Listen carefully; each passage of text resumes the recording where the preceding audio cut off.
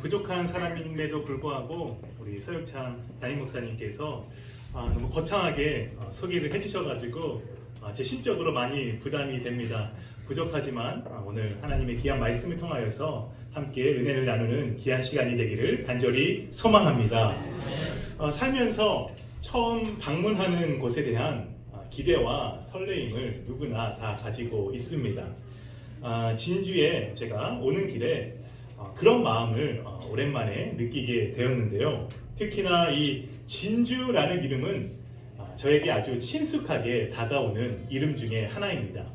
왜냐하면 제 친여동생 이름이 무엇이냐면 진주이기 때문에 저에게 아주 친숙하게 다가오는 그런 이름이었습니다.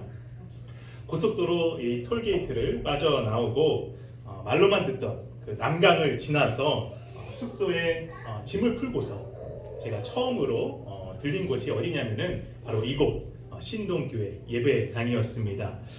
주위의 아름다운 자연과 어우러진 교회의 외부의 이 모습을 보면서 참 교회가 아름답다라는 그런 마음을 갖게 되었습니다. 몇십 년 전에 건축되었음에도 불구하고 아주 이 교회 곳곳에서 현대적인 그런 감각이 묻어나 있는 것을 보면서 참 이 교회를 건축했었을 당시에 참 여러분들께서 교회 건축을 위해서 참으로 애쓰고 수고하셨구나라는 것을 참 마음으로 많이 느낄 수 있게 되었습니다. 또한 교회 내부로서는 이제 곳곳에 우리 서유창 목사님께서 참 여러모로 이 교회에 참 아름답게 꾸미는 그런 모습도 제가 또한 볼 수 있었는데요. 참 그런 모습을 보면서 내부적으로나 외부적으로 참으로 교회가 아름답다라는 그런 마음을 더 크게 느낄 수 있게 되었고, 더욱이 믿음의 아름다운 계승을 이어받아서 3대 담임 목사님으로 목회하고 있는 서유창 우리 담임 목사님과 그리고 사모님과 여러 대화를 나누면서 더 큰 감동을 느낄 수 있게 되었습니다. 담임 목사로 얼마나 멋지게 사역을 우리 목사님께서 감당하고 있는지 제 입장에서 이제 막 부교육자 사역을 마치고 이제 곧 담임 목회를 눈앞에 두고 있기 때문에 서유창 우리 목사님께서 한마디 한마디 이야기하는 것이 제게 얼마나 값지고 귀하게 들렸는지 모릅니다.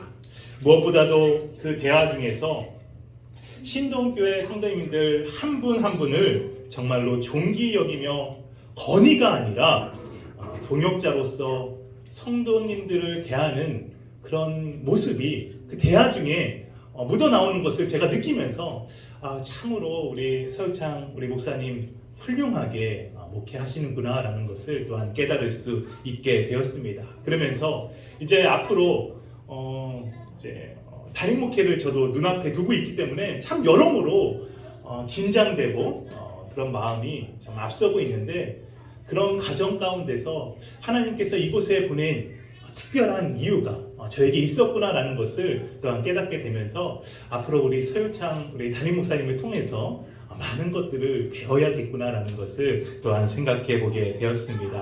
오늘 특별히 교회 큰 행사인 목녀가 이제 임명되는, 그래서 아까 임명식을 했잖아요. 그래서 그런 중요한 날에 이 말씀을 나누게 되어서 참으로 제 개인적으로 부담감을 많이 느끼게 되지만 참 오늘 이 자리를 통하여서 어떤 말씀을 나누어야 될까 기도하며 생각해 보면서 참 오늘 우리에게 주신 그 에바브로 디도라는 그 한 인물의 이 말씀이 참 오늘 이 시간, 이 목녀가 임명되는 이 시간에 참으로 중요한 말씀이라는 것을 오늘 목자 임명식을 통하여서도 또한 다시 한번 깨달을 수 있게 되었습니다.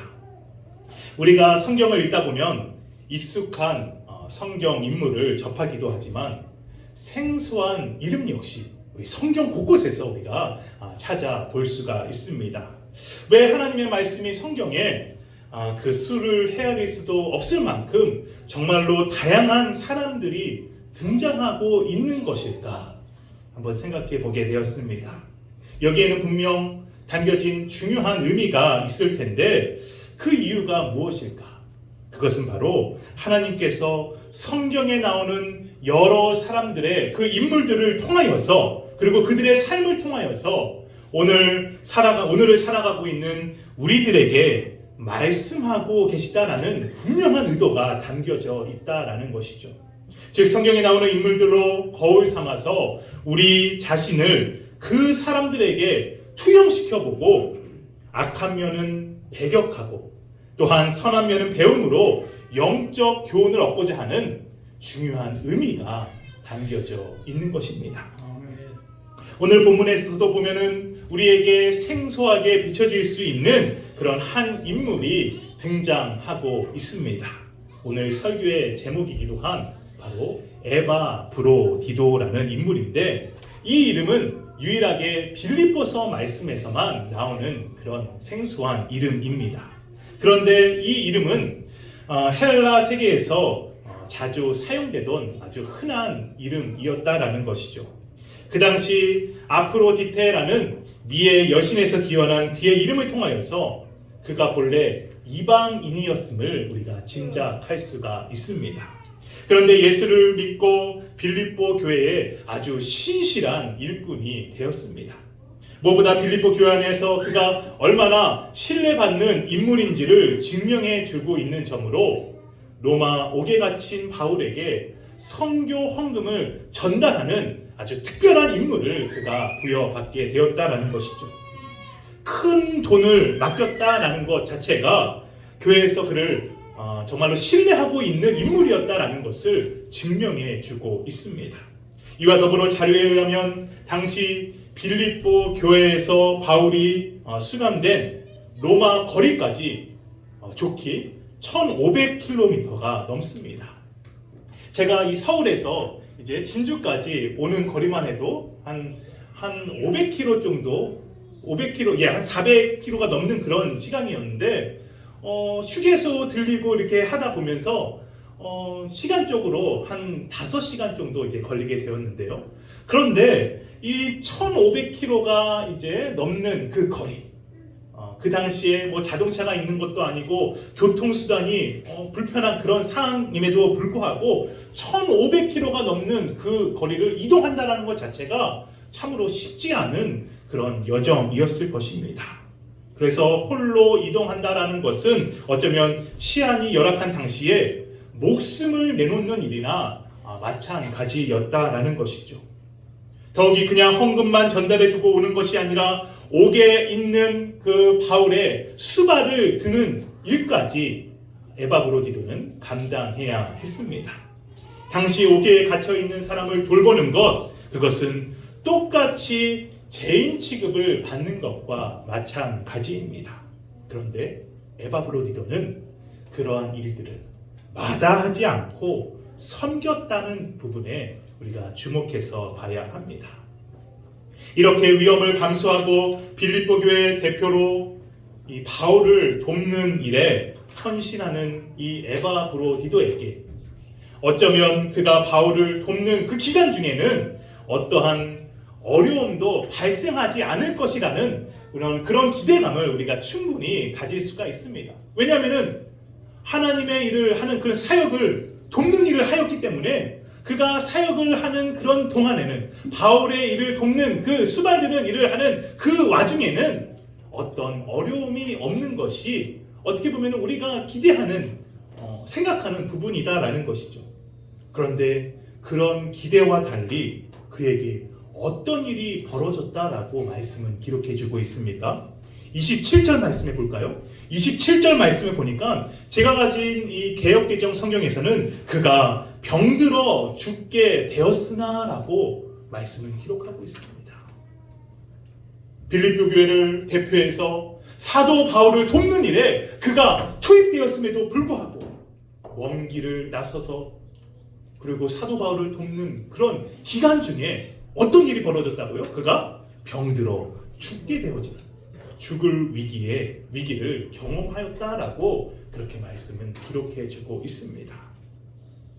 사실 우리의 인간적인 생각으로 봤을 때에 이 부분이 선뜻 이해가 되지가 않습니다. 복음을 위해 자신의 모든 것들을 다 내려놓고 먼 여정을 떠나서 헌신하러 가는 그런 자에게 최소한 자기에게 맡겨진 일을 잘 감당할 수 있도록 건강을 허락해 주시는 것이 맞는 것이 아닌가라고 우리가 충분히 생각할 수 있다라는 것이죠. 그런데 그런 기대와 달리 신실한 일꾼이었던 에바 브로디도에게 죽을 병에 걸리는 그런 죽음의 위기를 경험하게 되었다라고 성경은 우리에게 말씀해주고 있습니다. 사실 에바 브로디도뿐만이 아니라 바울 역시도 일평생 육체의 가시를 가지고 살았습니다. 정확히 어떤 질병을 가지고 있었는지 알 수 없지만 이로 인해 바울이 많이 힘들어하고 있었음을 바로 바울의 고백을 통하여서 또한 알 수가 있습니다. 바울은 이를 제거해달라고 하나님께 주님께 3번 간구하였다라고 말하였지만 그의 기도의 그 간구가 거절되었음을 또한 말씀은 기록해주고 있습니다. 바울은 왜 자기의 육체의 질병을 제거해달라는, 육체의 가시를 제거해달라는 그 기도가 거절되었는지에 대해서 바울은 그 거절의 이유에 대해서 잘 알고 있었습니다. 그것은 많은 은혜를 받은 자신으로 하여금 자고하지 않도록, 교만하지 않도록 하나님께서 이렇게 내 기도의 간구를 거절하였구나라는 것을 깨달았다라는 것이죠. 또한 그는 약할 때 강함 되시는 하나님의 능력과 더불어서 겸손하고 신실한 사도로 만들고자 하는 하나님의 뜻하신 섭리가 있었음을 고린도후서에 나오는 말씀은 증거해 주고 있습니다.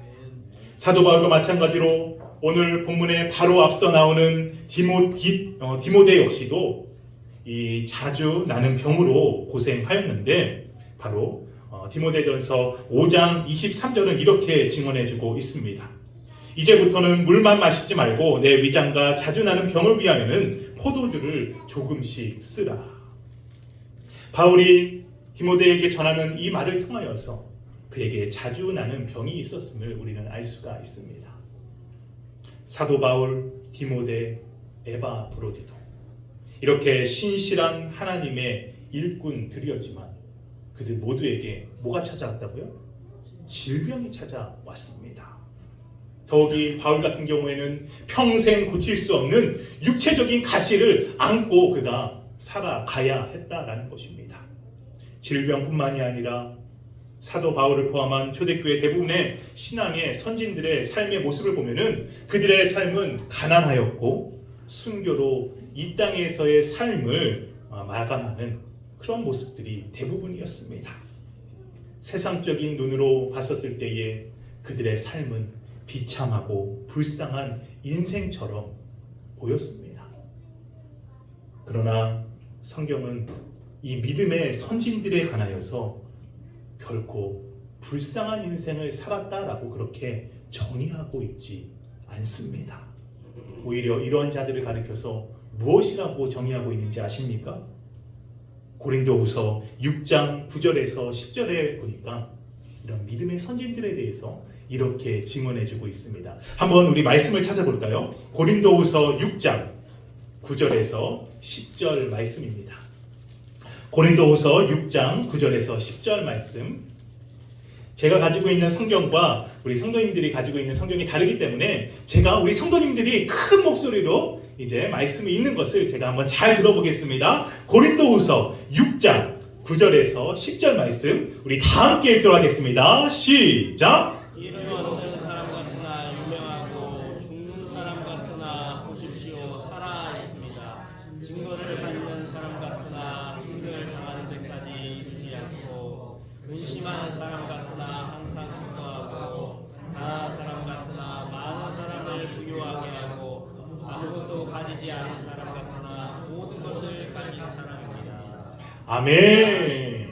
세상적인 눈으로 보았을 때 초라해 보이고 불쌍해 보이는 것 같지만 믿음의 눈으로 보았었을 때에 그리스도인이라 일컫는 자들을 일컬어서 마지막에 무엇이라고 표현해주고 있습니까? 모든 것을 가진 사람이다.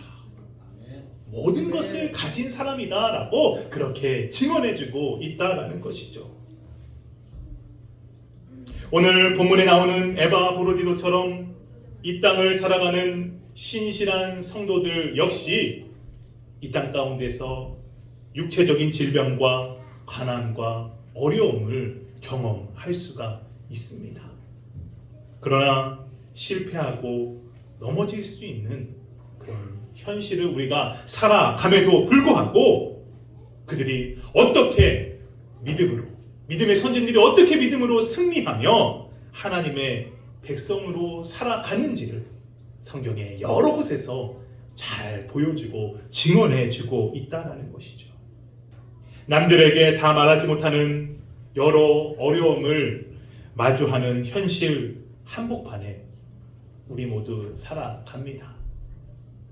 하지만 그런 여러 상황 가운데서도 세상과 타협하지 않고 하나님의 백성으로 우리에게 허락된 삶을 이 땅에서 살아내어가는 것이 정말로 중요합니다.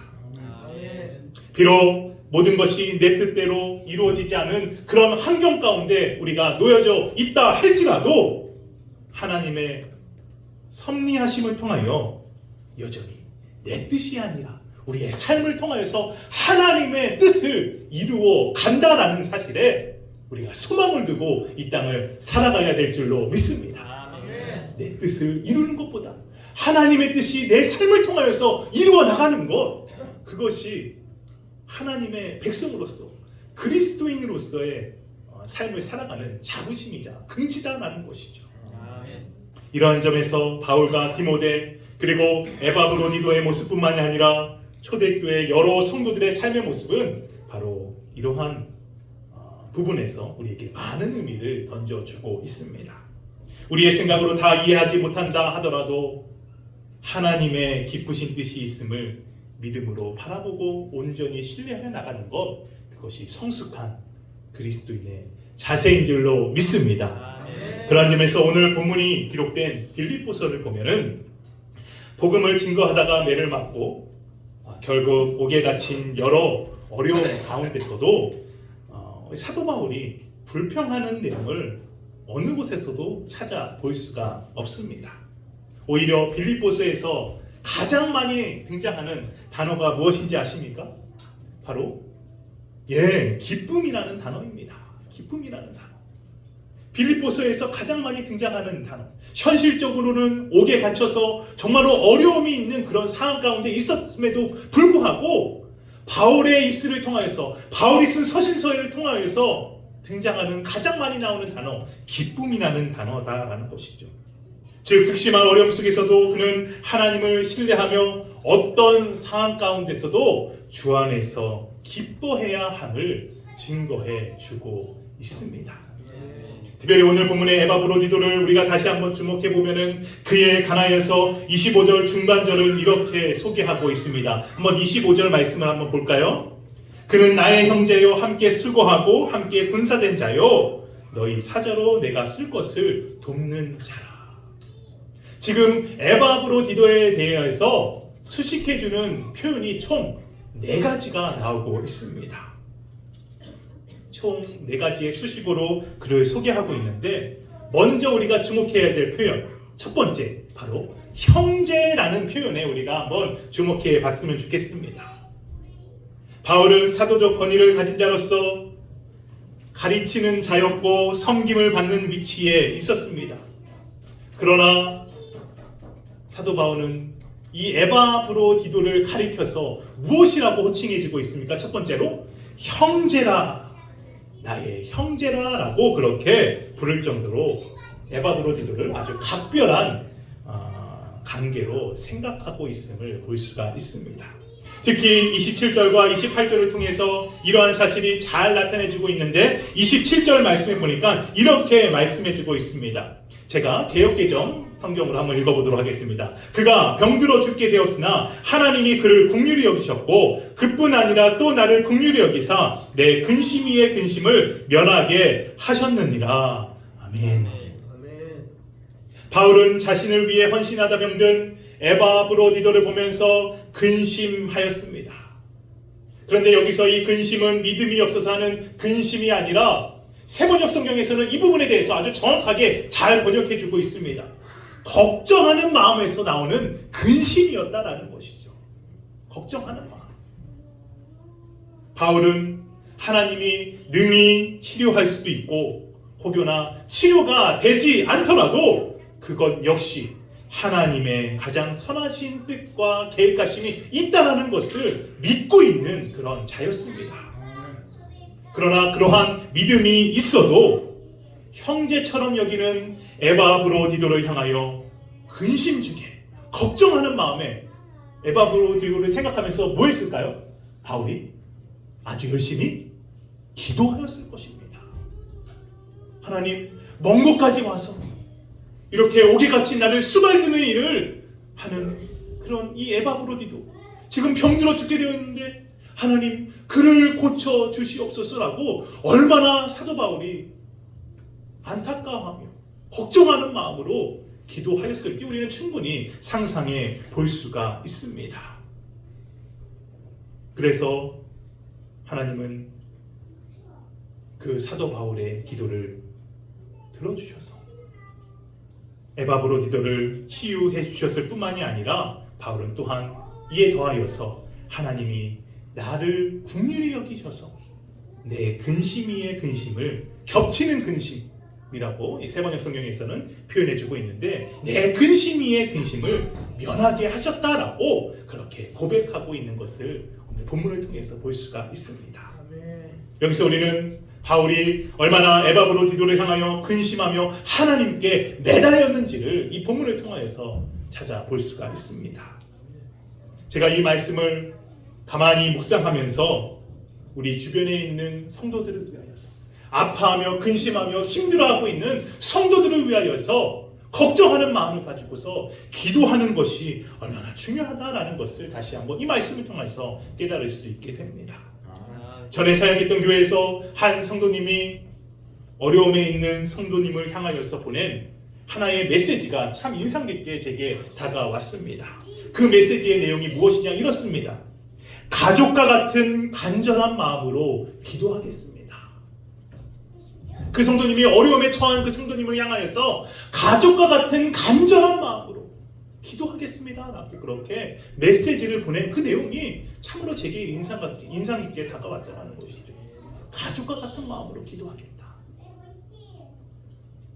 제가 오늘 신동교회 주보에 목회자 칼럼에 나오는 이 목장에 관한 정의에 관한 그 내용이 제 눈에 들어왔습니다.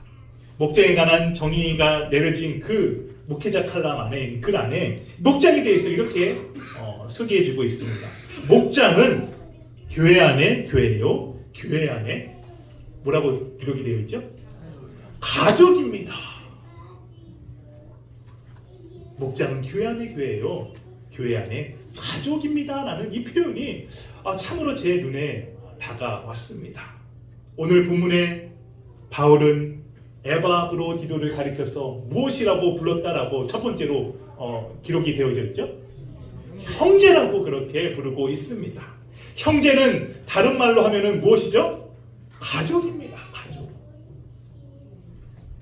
주 안에서 신동교회 안에서 한 믿음의 가족의 일은 여러분 모두는 교회의 지체 가운데서 어려움 가운데 놓인 성도님들 한 사람 한 사람을 기억하며 가족과 같은 마음으로 기도해야 될 줄로 믿습니다. 이러한 점에서 오늘 주보의 목회자 칼럼에 나오는 목장에 건면하는 이 첫 번째 부탁 역시 무엇이라고 서혜청 목사님께서 이렇게 기록해 놓으셨나요? 첫 번째, 함께 기도하십시오라고 이렇게 건면하는 내용을 좀 주목해서 봤으면 좋겠습니다. 함께 기도하십시오. 가족과 같은 마음으로 목장을 위하여서, 교회를 위하여서, 담임 목사님을 위하여서 기도하는 것, 가족과 같은 마음으로 기도하는 것, 그것이 정말로 중요합니다. 오늘 에바브로디도를 향하여서 사도 바울이 가족과 같은 마음으로 기도하는 이 부분을 우리가 주목해서 봐야 합니다. 바울이 근심 위에 근심을 가지고 하나님께 기도하며 나갔을 때에 그를 긍휼히 여기사 하나님의 은혜를 경험했던 것처럼 믿음의 공동체 내에서 가족과 같은 마음으로 기도하는 그런 가족 공동체, 그 교회 본연의 모습을 하나님께서 가장 기뻐하시는 줄로 믿습니다. 두 번째로 바울은 에바브로디도를 향하여서 무엇이라고 표현해주고 있습니까? 네, 동역자라고 그렇게 표현해주고 있습니다. 동역자, 믿음의 동역자.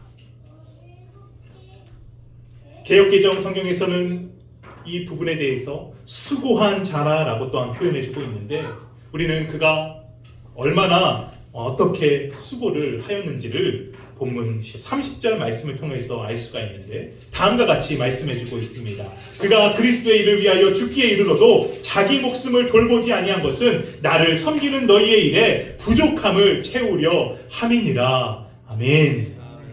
방금 읽은 말씀 가운데서 죽기에 이르러도라는 그런 표현 가운데서 보면은 이는 쉽게 말해서 생명의 위협을 무릅쓰고라는 그런 의미로 우리가 바꾸어서 생각해 볼 수가 있습니다. 즉 에바브로디도는 생명의 위협을 무릅쓰고 수고한 자였습니다. 사실 눈에 보이는 자신의 일은 어떻게 보면은 사도 바울의 옥에 갇힌 사도 바울을 수말드는 그런 일이었습니다. 그런데 그것을 궁극적으로 이 30절 말씀 가운데서는 어떤 일이라고 그렇게 표현해주고 있습니까? 그리스도의 일이라고 그렇게 표현해주고 있다는 것이죠. 바울의 감옥에서의 수발드는 일을 그리스도의 일이라고 그렇게 표현해주고 있는 점. 사실 우리가 에바브로디도가 정확히 감옥 가운데서 사도 바울을 수발드는 일이 어떤 일이었는지 정확하게 알지는 못합니다. 그런데 단지 추측해 볼 수 있는 것은 바울이 옥에 갇혀서 제한된 범위 내에서 활동했었을 때에 할 수 없는 일을 아마 에바브로디도가 대신 하였을 것입니다. 그런데 그 일은 어떻게 보면은 보잘것없이 보이는 일처럼 여겨진다 하더라도 에바브로디도가 죽음의 위협을 무릅쓰고 자신의 생명을 바쳐서 이 일을 할 수 있었던 이유는 그것이 그리스도의 일이다라는 확신이 있었기 때문입니다. 그 일이 그리스도의 일이다라는 확신이 있기 때문에 비록 에바브로디도 주도적인 위치에 일을 한 것은 아니었지만 자신에게 맡겨진 일을 그리스도의 일이다라는 그런 확신을 가지고서 일을 하며 나갈 때 그 일을 가지고서 죽음의 위협을 무릅쓰고 생명을 다해 그 일을 위하여서 헌신하며 나갔던 것을 볼 수 있다는 것이죠. 이렇듯 주님의 일은 나가서 복음을 내 입으로 증거하는 일만이 주님의 일이다, 그리스도의 일이다 라고 우리가 규정 지을 수가 없습니다. 주님의 일은 복음을 중심으로 우리가 할 수 있는 모든 것들이 다 해당되어집니다.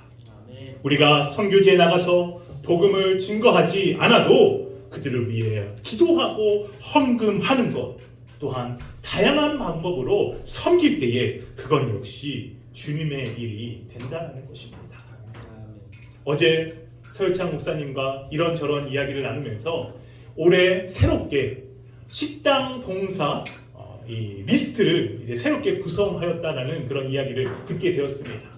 이 일에 대해서 억지로 하는 것이 아니라 자원하여서 하는 부분에 대해서 이제 목사님께서 이제 말씀을 해주셨고 여기에 많은 분들이 동참하여서 참여하셨다라는 이야기를 제가 전해드리면서 참으로 감사하다. 식당에서 봉사하는 일, 남들이 봤을 때 하찮은 일로 여겨질지 모르지만 이건 역시 그리스도의 일이라는 확신을 가지고서 일해야 될 줄로 믿습니다. 그리스도의 일이다라는 것이죠. 교회를 위하여서 성도를 위하여서 섬기며 나가는 이 모든 일들이 다 그리스도의 일입니다. 그 마음을 가지고 그 믿음을 가지고 에바브로디도처럼 그 일에 헌신하며 나갈 때에 하나님께서 그 일 가운데 풍성한 은혜로 더하여 주실 줄로 믿습니다.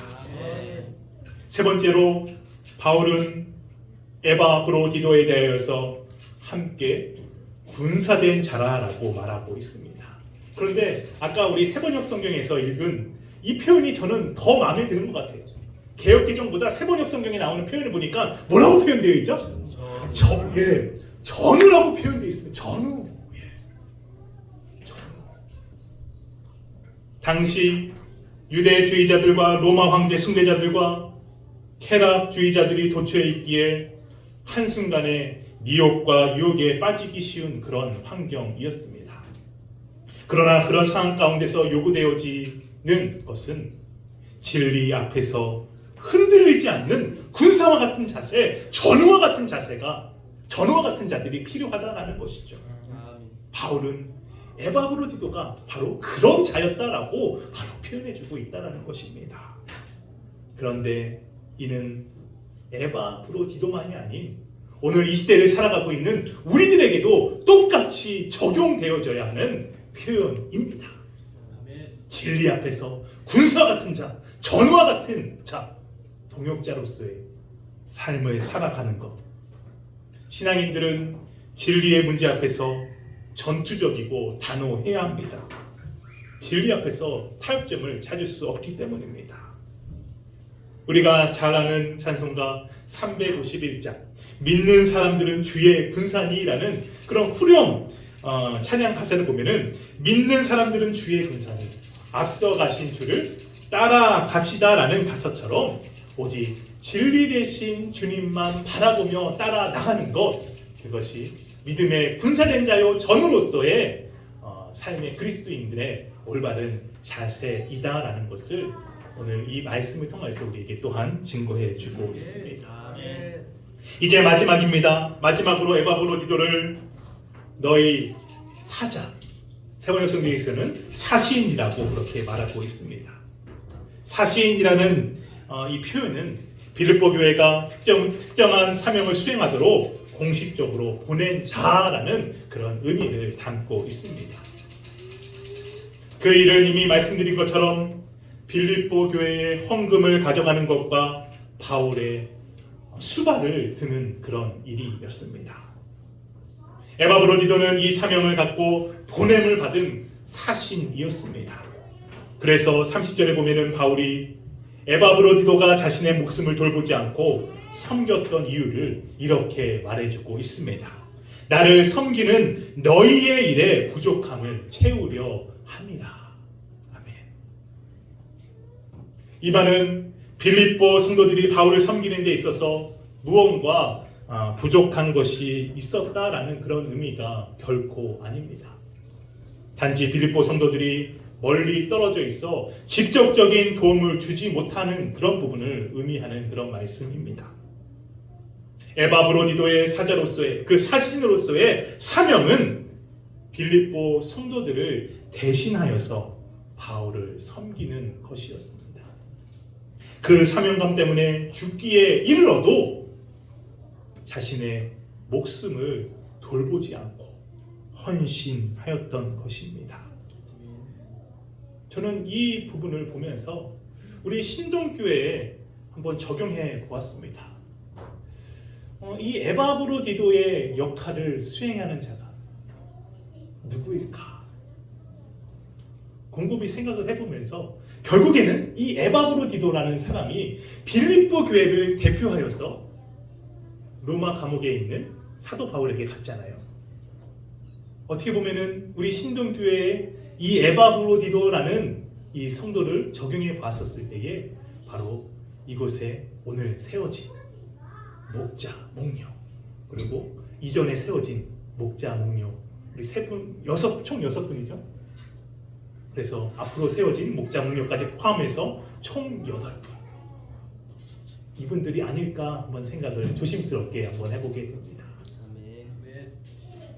빌립보 교회를 대표하여서 부족한 일을 채우기 위해서 자신의 목숨까지도 사명감을 가지고 헌신하며 나갔던 그 목자, 목녀의 모습.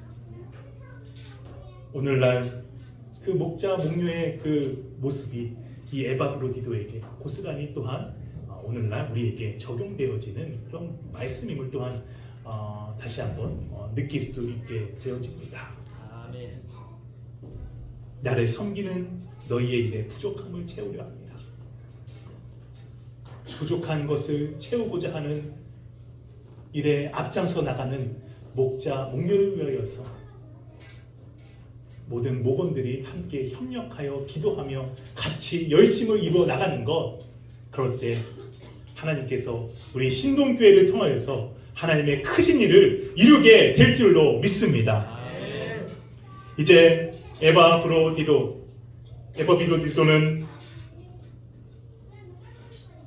하나님의 맡겨진 그 일을 하다가 아까도 얘기했지만 병들어 죽게 되는 그런 위험 가운데 처해지게 됩니다.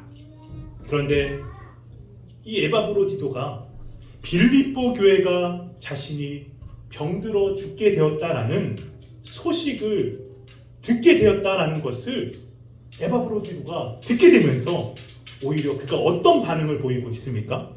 26절 말씀을 보니까 이런 반응을 보이고 있습니다. 자, 26절 말씀 우리 함께 읽겠습니다. 시작! 그는 여러분 오늘을 두려워하고 있을 뿐 아니라 자기가 병을 앓았다는 소식을 여러분이 들었기 때문에 몹시 걱정하고 있습니다. 예, 지금 방금 읽은 말씀에 보니까 뭐라고 하죠?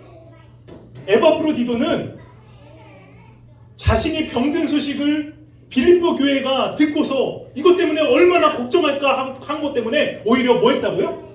걱정하였고, 빌립보 교회는 또 오히려 뭐 때문에 걱정하였죠? 에바브로디도가 병들어 죽게 되었다는 소식을 듣고서 서로가 서로를 걱정하는 그런 모습을 볼 수 있다는 것이죠. 서로가 서로를 향하여서 근심하며 걱정하며 서로를 위해서 기도해주는 그런 모습, 얼마나 아름다운 공동체의 모습입니까? 그 모습을 옆에서 지켜보는 사도 바울 역시도 교회가 서로가 서로를 그렇게 근심하며 서로를 위해서 아껴주며 그렇게 걱정하는 그런 모습을 보면서 바울이 그 모습에 얼마나 마음이 녹아내리고 얼마나 감격스러웠을까 충분히 우리가 생각해 볼 수가 있습니다.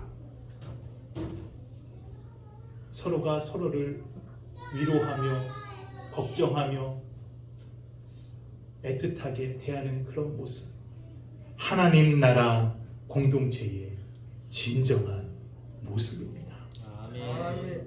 바울과 에바브로디도 그리고 빌립보 성도 사이에 이루어지는 이러한 아름다운 관계로 말미암아 바울이 증거했던 복음이 더욱더 그 지역 가운데 힘있게 전파되어질 수 있었다는 것이죠. 이제 말씀을 맺도록 하겠습니다. 오늘 에바브로디도를 수식하는 네 가지의 모습 한번 우리가 함께 살펴보았습니다. 그런데 이 에바브로디도의 모습은 오늘날 우리들에게 똑같이 적용되어져야 하는 모습이어야 합니다.